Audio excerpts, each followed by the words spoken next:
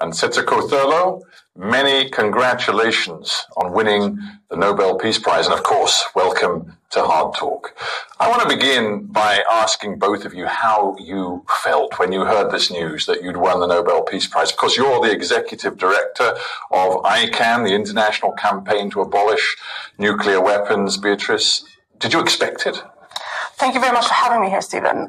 We did not expect it at all. It was a complete shock.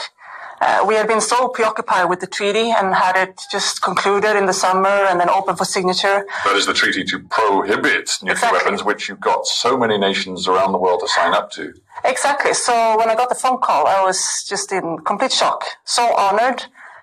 Thought it was a prank first. I was a bit nervous. You know, we have some powerful people that don't like this treaty, so maybe they would set that up or something. So I was a little bit paranoid. But, and then we watched the live broadcast just to make sure that it was actually, real. And yeah, just such an incredible honor for the whole campaign, for all the people that have fought against nuclear weapons for so long. Just wonderful. And as you say that, you look at Setsuko, and Setsuko, for you, this is the most extraordinary personal story as well, because here you sit with me today as a survivor of Hiroshima. You were there in 1945. So for you, the news that the Nobel Committee had decided to recognize the work of the International Campaign to Abolish Nuclear Weapons, well, what did it mean to you? I just couldn't believe it the first moment. I was numb, I think. I pinched myself. Is it real? True? But the people around me were screaming with joy, so it must be true. But it took me 4 days before I really felt I can actually won. Mm. I think we have to start this interview because it's so remarkable for me to sit with you. We have to start by having you reflect on the memories you hold of Hiroshima 1945, because in a sense, everything about the campaign today is about the reality of what nuclear weapons do. So if you would, take me back to that day in the summer of 45. Right. I was a 13-year-old grade 7 student in the girls' school in Hiroshima that time.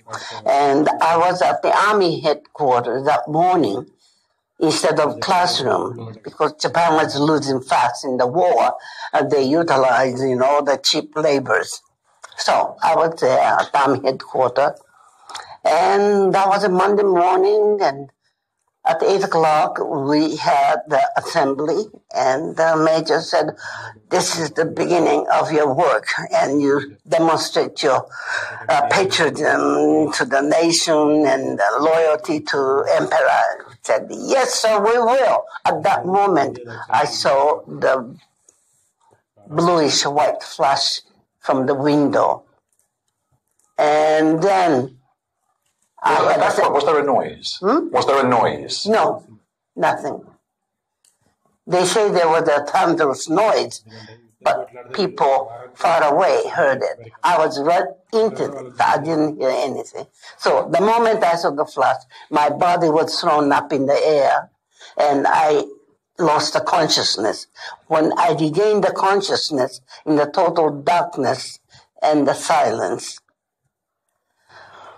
then I thought, this is it. I was faced with death. Then I started hearing the faint voices of my classmates in the dark. I said, God help me, Mother help me. Then all of a sudden, somebody started pushing my left shoulder. I said, don't give up, girl. Keep pushing, keep kicking. I'm trying to free you. You see the sun ray coming through that opening. Crawl toward that as quickly as possible. And that's what I did in the total darkness.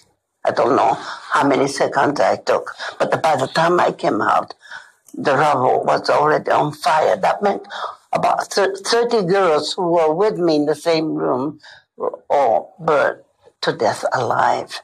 Wow. How do you think you survived. It sounds like a miracle. Yes, I think so. It's like a miracle. But I don't believe some people say, well, God saved you to do the job for disarmament. No, that's a nonsensical interpretation. God doesn't help you for that. It was sheer luck, I think. The people who were just half a meter away from me just incinerated, right? And it's so horrible to reflect on it, but how many members of your extended family and your classmates did you lose? Yeah, I lost 351 schoolmates who happened to be at another place in the center part of the city, together with several thousand other students. All the kids from all the high schools were brought to the center, and just above them, the detonation of atomic bomb took place. So those young people just didn't have a chance. They simply vaporized, melted. And well, I lost 8 of my family, yes. And when I think of my Hiroshima memory, the first person I think of is my nephew, 4-year-old little boy who kept asking for water because he was burned so badly, swollen about 2 or 3 times larger than normal body, just blackened and swollen. Everybody was begging for water.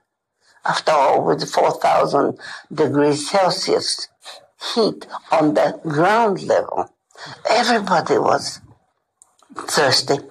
Anyway, I did see that day something, I can never forget that.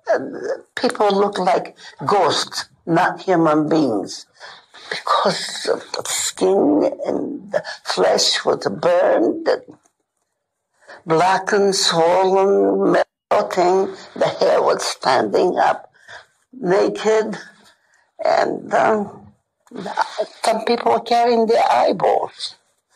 Some people just collapsed onto the ground, and the stomach burst open, intestines stretched out. So I had to learn to step over the dead bodies to escape.